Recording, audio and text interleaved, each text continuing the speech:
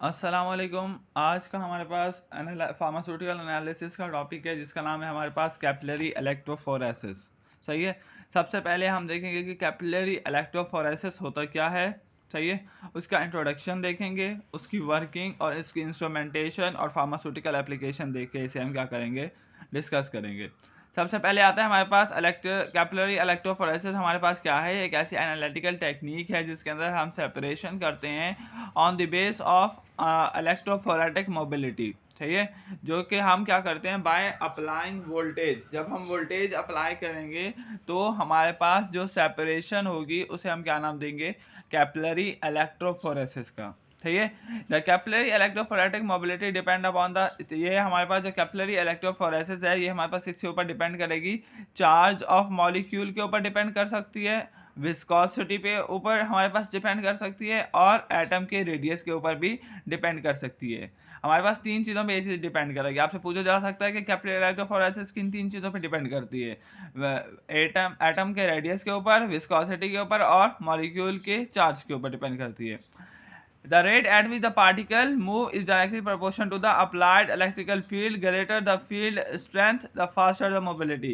जितनी ज़्यादा हमारे पास फील्ड स्ट्रेंथ ग्रेटर होगी उतनी ज़्यादा हमारे पास क्या होगी, मोबिलिटी ऑफ मॉलिक्यूल्स क्या होगी, ज़्यादा होगी। अब जो हमारे पास न्यूट्रल स्पीशीज होती हैं उनका कोई काम नहीं होता किसके अंदर, इलेक्ट्रोफोरेसिस के अंदर, क्योंकि जो हमारे पास कैपिलरी इलेक्ट्रोफोरेसिस है वो हमारे पास बेसिक किसके ऊपर है, आयंस के ऊपर। सही है। चार्ज ऑफ मॉलिक्यूल्स के ऊपर हमारे पास क्या करती है, बेस्ड करती है। अगर हमारे पास दो आयंस हैं, एक का साइज छोटा है और एक का साइज क्या है, बड़ा है, तो हमारे पास वो पार्टिकल ज़्यादा मूव करेगा जिसका साइज क्या होगा, छोटा होगा। सही है।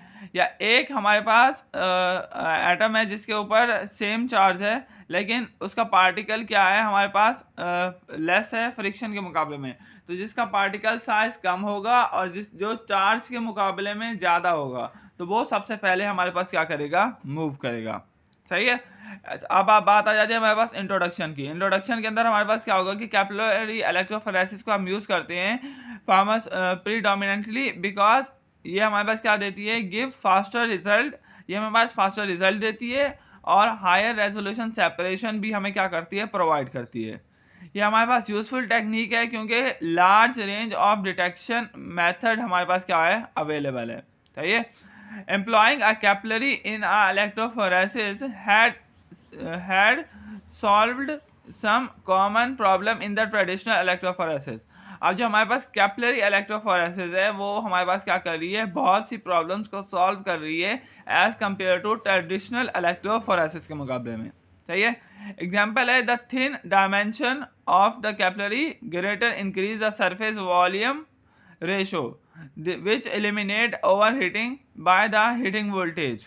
The increased efficiency and the amazing separating capabilities of the capillary electrophoresis spread a growing interest along the scientific society to execute further development in the techniques. ये सारी जो भी हमारे पास अभी बात हुई है ये हमारे पास क्या बात हो रही है कि जो हमारे पास डायमेंशन होती है किसकी, कैपिलरी की। सही है।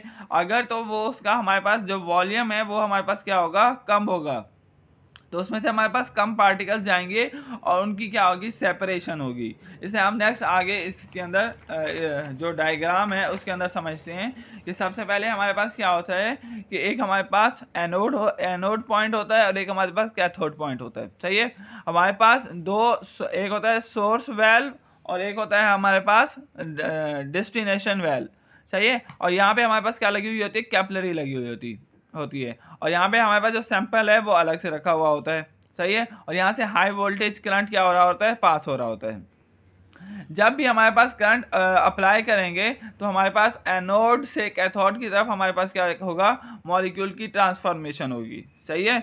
और यहाँ पे हमारे पास डेस्टिनेशन वेल्व पे आके ये हमारे पास जाएगा डिटेक्टर के पास, डिटेक्टर उसे डिटेक्ट करेगा, एम्पलीफाई करेगा और उसे हम इंटीग्रेट करेंगे किसके ऊपर, कंप्यूटर के ऊपर। सही है।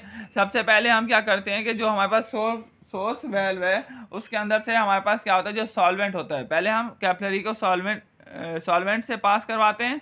सॉल्वेंट पास करवाएंगे पहले कैपिलरी से ताकि हमारे पास जो इन्वायरमेंट है कैपिलरी का वो हमारे पास स्टेबलाइज हो जाए as compare to solvent.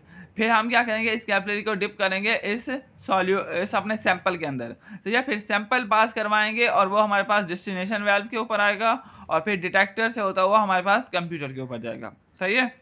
Instrumentation की बात करते हैं। इंस्ट्रूमेंटेशन के अंदर आर्टिफिशियल इलेक्ट्रोफोरेसिस होता है, उसके अंदर क्या होता है, सबसे पहले हाई वोल्टेज पावर सप्लाई होती है, कैपिलरी ट्यूब होती है, ये जो हमारे पास लगी हुई है ये क्या है, कैपिलरी ट्यूब है। सही है। सैंपल इंट्रोडक्शन सिस्टम होता है जो कि ये रखा हुआ है।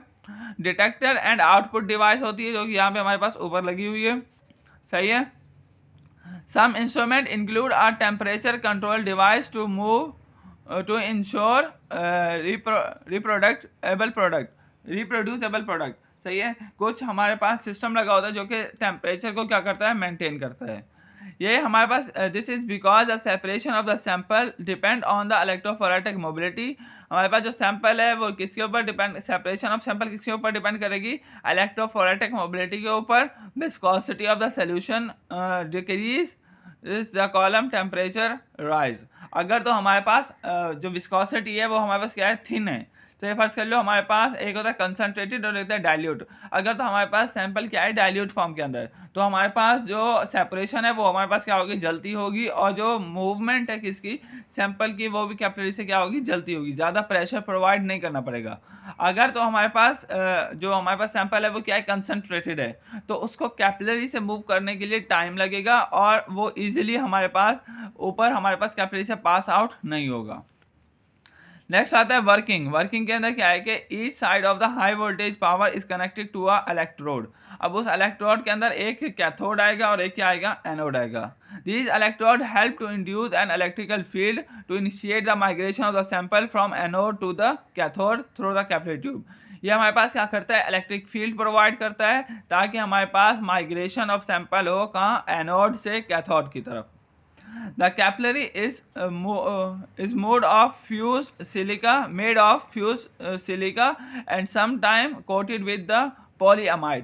अब जो हमारे पास कैपिलरी है ये तो हमारे पास सिलिका से बनी हुई होगी और यहाँ हमारे पास ये कोटेड हुआ होगा किससे, पॉलीअमाइड से। Each side of the capillary is dipped into the valve containing the electrode and an electrolysis solution or the aqueous buffer. अब जो हमारे पास ये दो वेल्व हैं, सही है, एक है सोर्स वेल्व और एक है डेस्टिनेशन वेल्व। इसके अंदर हमारे पास क्या होता है, या तो सॉल्वेंट होगा या हमारे पास बफर सिस्टम इसके अंदर क्या होता है, मौजूद होता है। Before the sample introduce to the column the capillary must be flushed with the desired buffer. Sample को डालने से, सैंपल को इंट्रोड्यूस करने से पहले हम क्या करेंगे कि वो जो हमारे पास बफर है उसे हम क्या करवाएंगे, पास आउट करवाएंगे किससे, कैपिलरी ट्यूब से, कि उसकी जो पीएच है वो हमारे पास क्या हो जाए, मेंटेन हो जाए। सही है।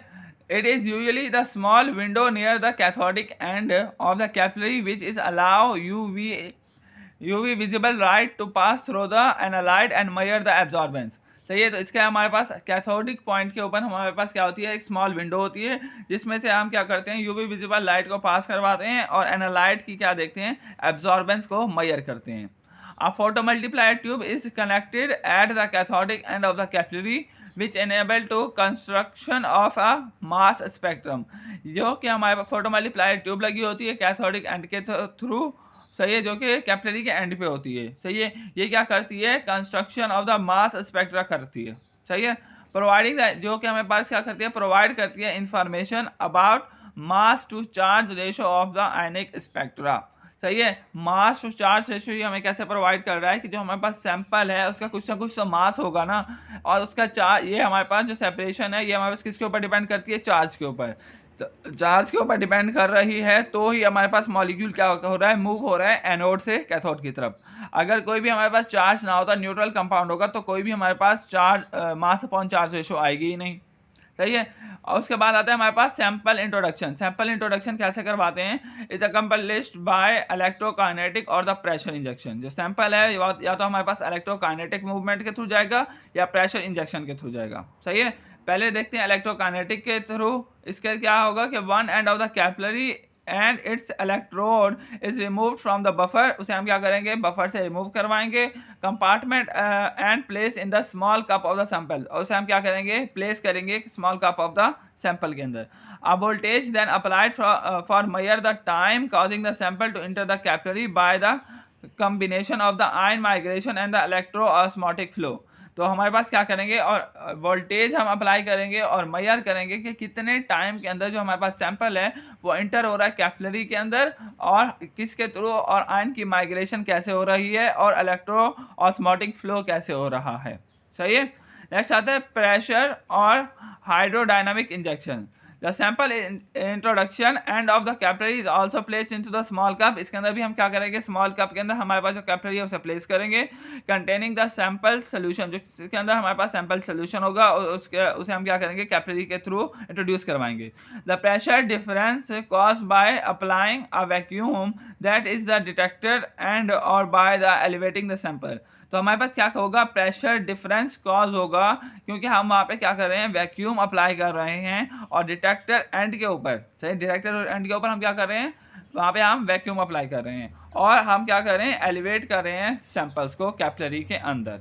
प्रेशर प्रोवाइड करेंगे एंड के ऊपर, सही है, और वहाँ पे वैक्यूम कॉज हो जाएगा, एयर इंट्रैप नहीं करेगी। जब एयर इंट्रैप नहीं करेगी तो सैंपल है वो हमारे पास इजीली मूव करेगा किसके ऊपर, कैपिलरी के अंदर। इसकी एप्लीकेशन क्या है कि जो हमारे पास कैपिलरी इलेक्ट्रोफोरेसिस है ये हमारे पास इम्प्लांटेड हुई है in clinical research to analyse the peptide and protein, clinical chiral pharmaceutical and other molecule drugs. Studies has been shown that the technique used in assessing purity and the structural formation, ये हमारे पास क्या करती है, purity और structural formation का भी हमें data provide करती है। Specific application include the generating protein and peptide fingerprint which is use in the several areas of the pharmacy, जो कि हम किसे यूज करते हैं, सेवरल एरियाज ऑफ फार्मेसी के अंदर यूज करते हैं। सही है। नेक्स्ट ये भी हमारे पास एक और हमारे पास क्या है, फार्मास्यूटिकल, इसकी एप्लीकेशन है कैसे हम स्मॉल ड्रग की ड्रग डिस्कवरी के अंदर भी हम इसे यूज करते हैं।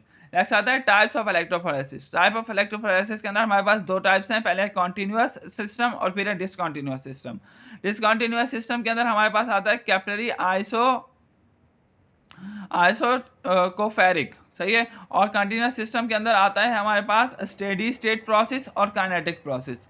स्टेडी स्टेट प्रोसेस के अंदर एक टाइप आती है जिसका हम नाम देते हैं कैपिलरी आइसोइलेक्ट्रिक फोकसिंग, सही है, और काइनेटिक प्रोसेस के अंदर हमारे पास आता है capillary electrochromatography, capillary zone electrophoresis, micellar electrokinetic capillary chromatography and capillary gel electrophoresis.